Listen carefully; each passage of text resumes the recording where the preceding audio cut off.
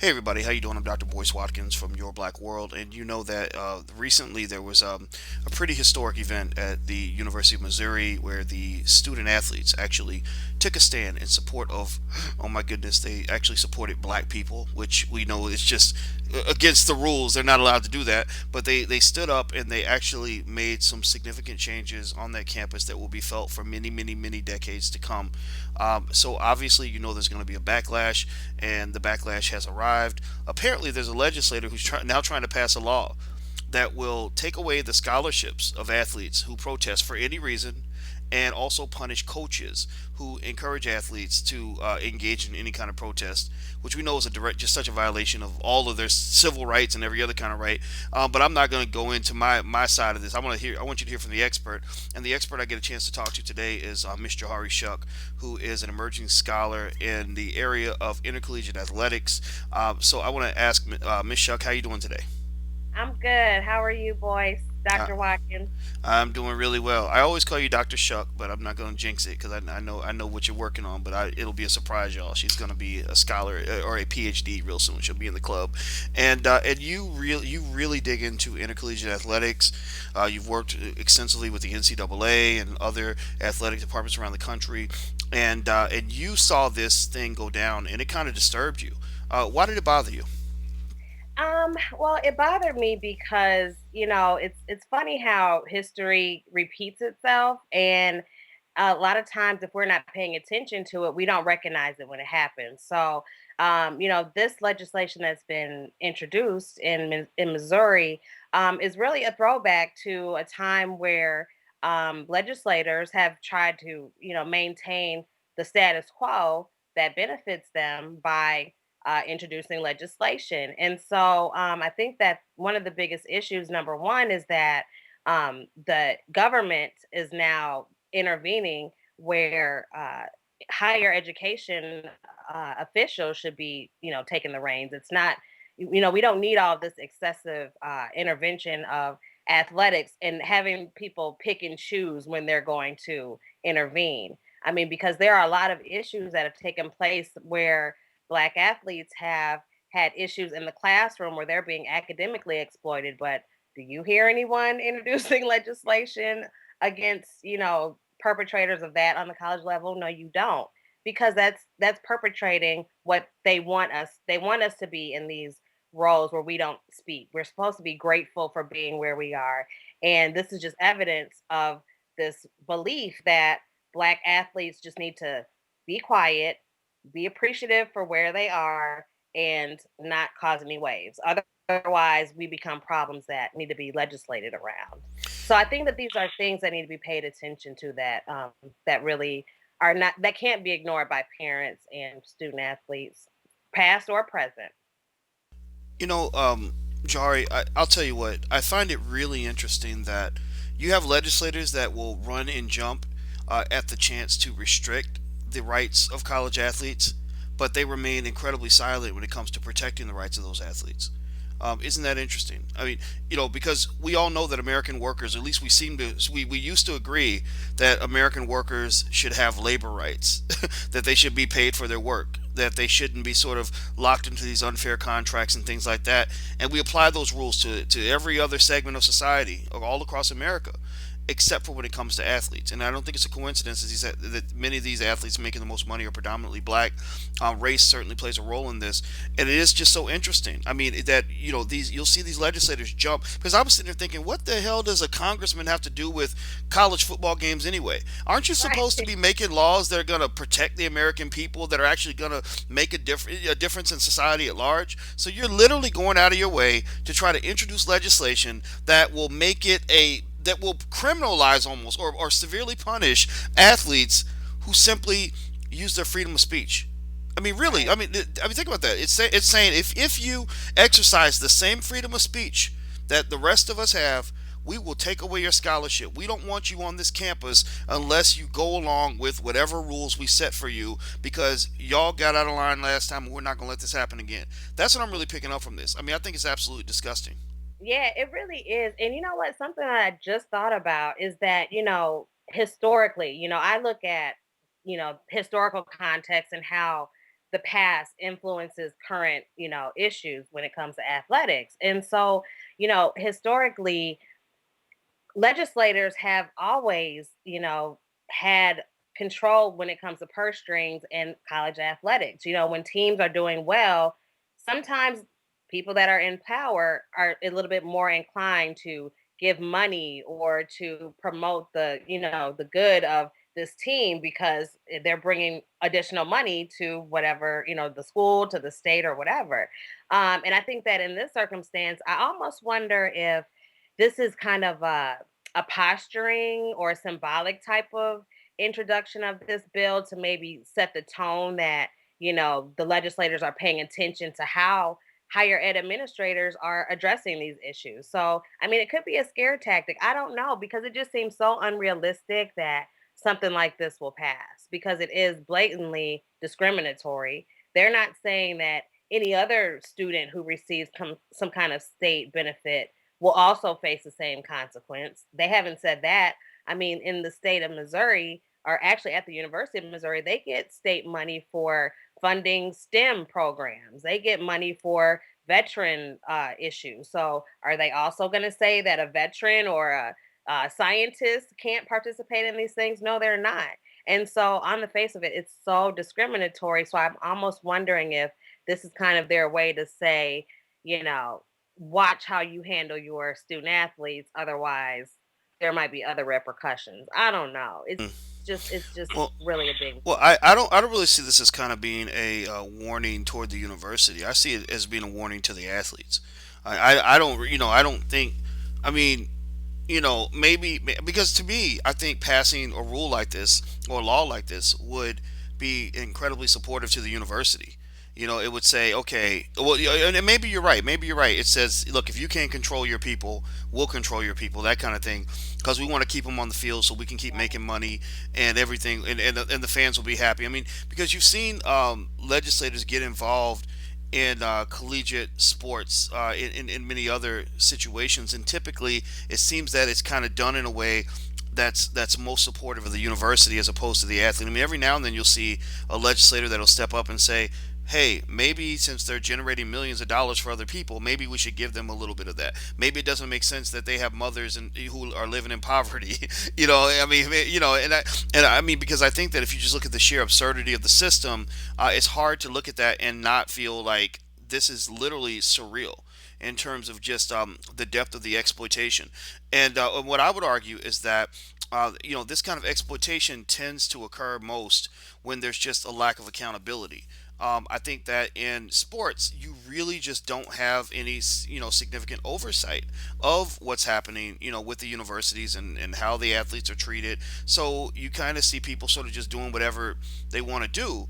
And the same thing happens in the prison system. There's no oversight, so you see a lot of abuse. The same thing happens in what's another industry I was thinking about that had that problem. Oh, geez, it was an example I threw out there today. Music. Sorry, what you say? Music? Mhm. Well, definitely music. I mean, but music will fit in there too. But I guess what I'm thinking about is, oh, I know what it was. I was thinking about university faculty hiring. Faculty members in certain departments are allowed certain sovereign amount of sovereignty when it comes to choosing who they want to hire, and they have the right to kind of say, well, we just don't want that person for whatever reason. So what happens is, ta-da, black people are locked out. University of Missouri, that was one of the things that the students brought up, which was that we don't have any black professors. Make it happen. And the university's like, oh, we're trying, but we just can't find anybody. All the black people are just so dumb and incapable. I mean, seriously, you've got brilliant scholars out here like you. I might be in that category too. I don't know. Half the time I am, half the time I'm not. But you got all these black scholars that would love to take jobs at University of Missouri. I don't want to work there, but I'm sure if they called you and said, "Hey, Dr. Shuck, would you be interested in working here?" I think you'd probably go to the interview, right? And so what happens is, I think that you just have people that kind of that make the rules, and they stick to these systems that have these inherent biases, and they don't really challenge that, and they don't like for you to challenge that. And when you see these athletes kind of doing something that really, I think, was historic. I mean, this really reignited the '60s. For somebody, it was a moment of pride for a lot of us. You see the system kind of stepping in to say, okay, how do we control this? Because for the most part, throughout history, I argue, at least for the last 30 years, college athletes, unfortunately, at some institutions, are controlled almost like farm animals. We're going to give them a couple of incentives to do what we want them to do, but if they get out of line in any way, we are going to put the smackdown on them. We're going to punish them so severely that we will scare them out of any sort of action or activity that deviates from what we need them to do. What we need you to do, we don't even need you to go to class half the time. We just need you to show up on the field and make our money. That's pretty much the rule, right? And when you deviate from that and you say, well, wait a minute, I'm a human being. I have an interest in this issue or that issue, or maybe I want to learn. Maybe I want to major in engineering or something so I can actually be an educated person when I leave. A lot of institutions are like, no, education really isn't that important. You're here to play football. And I think that's one of the fundamental problems we have in the system. What do you think? Yeah, no, definitely. It happens all the time. And one of the things that you said that is what I think is really missing is that these individuals are not looked at as human beings. I actually looked up about, just got a little bit of background about what actually happened at Missouri and kind of how the athletes got involved. And I came across a story of a young man who kind of initiated this conversation with the young man that was doing the hunger strike. There was a football player who approached him and they had a one-on-one meeting, and from that meeting that's when the support of the black athletes came into place. But the young football player, he's like a sophomore in college. He lost his father at a young age. These are the type of kids that are real human beings, and should legislation like this take effect, this would be a child who is a fatherless child who has gone through some challenging things in his life that would be negatively impacted because he chose to speak up for what he believes in. And I think that that's the problem. No one really, I won't say no one, but people that stand to gain the most don't really look at that human side of these individuals, and that's why they're being misadvised. That's why they're being told to take these bogus classes, because people have this stereotypical image of what black people are capable of intellectually. And a lot of these decision makers and people in these athletic departments don't have an understanding of our culture. And when they don't have an understanding of it, then they will have limited expectations of what we can do. And so that's why we have to, you people like you and I have to go back and talk to parents and these athletes that are coming up, because we cannot continue to allow our people to let others dictate how we're going to mold our children. And it's okay to focus on athletics, but as long as we continue to do that without balancing it with something else, we're hurting our kids in the long run. If Mm. you have your kid playing uh, Pop Warner football from the time that he's 6 years old, he is going to have an athletic identity that is so wrapped up in sport. His identity is going to be so wrapped up in sports that when sports is gone, it's going to take him longer and a more difficult time to get over that. And that's the part where people become depressed, they become angry, and they suffer because of it. And I know this because I've talked to numerous former athletes that have gone through these problems where they're having to adjust on the back end, the fact that they're no longer athletes. So I guess my point is really, we need to help prepare our kids for the end as early as they start playing football. I Hmm. mean, if that's what's going to happen, that's what we need to do. And we need to foster other areas of their identities, including their black identity and who they are, because football tricks some of these kids into thinking that there is no such thing as race, Mm. because they get special treatment sometimes because they're athletes. They get benefits that people that are not athletes don't get just because of their athletic ability. So we need to fortify all these different identities within these players so that they'll be more successful and happy by the time the Right. game is over. Well, what I'll say, let me read some of what the this bill says from Rick Bratton. Rick Bratton is the Republican representative in Missouri who introduced this bill, and he basically says that athletes will be punished if they call, incite, support, or participate in any strike.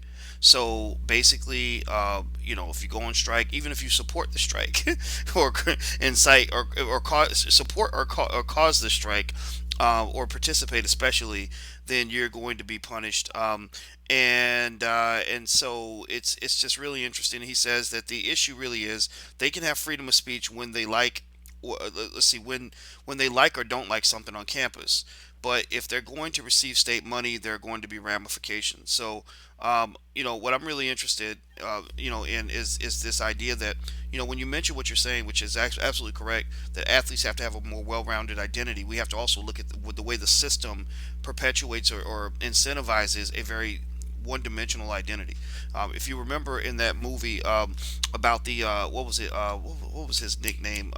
The guy that Ernie Davis, I think, the Ernie Davis movie about the guy that played Syracuse. Ernie, Oh, yeah, I think it had to do with the train. It was something about the train. His nickname had to do with the train. That's all I remember. But anyway, Ernie Davis in the 1960s, when he was at Syracuse, about to win the Heisman Trophy, he saw the civil rights movement happening all around him, and he wanted to participate. And his coach, he didn't. They kind of block certain kinds of black people from even having access to athletes. Like universities don't allow athletes to talk to people like me. Even when I was at University of Kentucky, the basketball team, we had a great basketball team then, still do. One of the players told me, he said the coaches don't want us reading your articles, and this was when I was 25 years old, and I wasn't half as crazy then as I am now. And then that just baffled me, because what that kind of said is that, when you're looking at the people that are seeking to control the identities of athletes and how they see themselves, they see information as a threat. They see empowerment as a threat. They wouldn't want them to talk to a guy like a Jim Brown, who could teach them how to be a great athlete. He was the greatest, one of the greatest, and how to be a great human being. But unfortunately, he also teaches them how to be great black men, which is a threat to the structure within which they operate.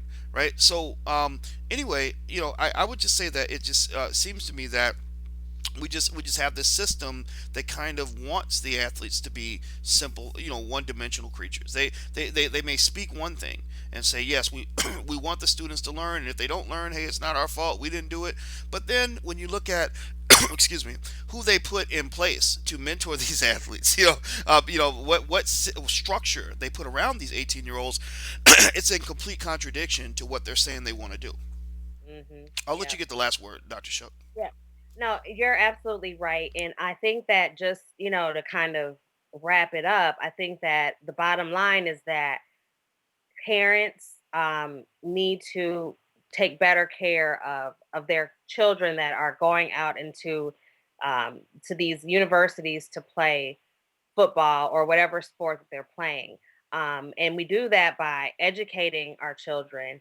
And we do that by surrounding them with different types of people, not just people that are solely focused on the sport. Because, um, you know, kids that have this, amazing athletic ability are the most powerful people on this planet. And we've seen that. We've seen a president and a chancellor of a university step down because of some, talented athletically and otherwise black men. So we really need to start fortifying our young black men and women too that are playing sports to help them realize their power. And that's the best way that we can do to uplift not just our kids and our family, but our whole communities, because that's what we're supposed to be doing, right?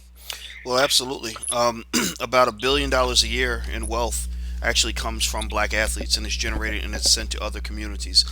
That right there should be cause for alarm. And then, we can't have talented black men wasted because they've grown up thinking that all they can do is throw a football or dribble a basketball. We've seen the tragedies. I've seen guys kill themselves because they couldn't play sports anymore, and to me that's just so unfortunate, because there are literally a billion other things you could be doing besides playing a sport. You're not defined solely by your athletic ability. And I'll finish on this quote from Vince Young, the Heisman Trophy winner. When he won the Heisman, he was on the cover of ESPN, the magazine. The way what the quote they put above his head was something like this. It said, "I was born to play quarterback at the University of Texas." And at that moment, when he was at the peak of his career, I felt so sorry for him. I said, this man, all he sees is himself as a football player and doesn't realize all the other contributions he can make to the world. And that's a type of brainwashing that has to start at an early age. And we as parents can't allow that. We can't support that. So I encourage any parent who cares, any mentor who cares, to have those conversations off the field with these young men and young women. Young women don't get caught up in it as much as the men do, but any child you see who's sucked into sports on that level, you need to suck them out. You know, you're a human being first, and you're part of the community second. After that, maybe third or fourth down the line, then you become an athlete. So keep that in mind. All right. Well, Yeah. thank you so much, Johari. I appreciate your time. Appreciate it. Good talking to you. Absolutely, the pleasure's definitely always mine. Everybody, this is Miss Johari Shuck. She's an emerging scholar, and she's also an expert. She won't call herself an expert, but I will. She's an expert on intercollegiate athletics, and just a pretty brilliant lady all the way around, and someone you should certainly listen to. And me, I'm Dr. Boyce Watkins from Your Black World. And until we meet again, please stay strong, be blessed, and be educated. We are gone. Peace.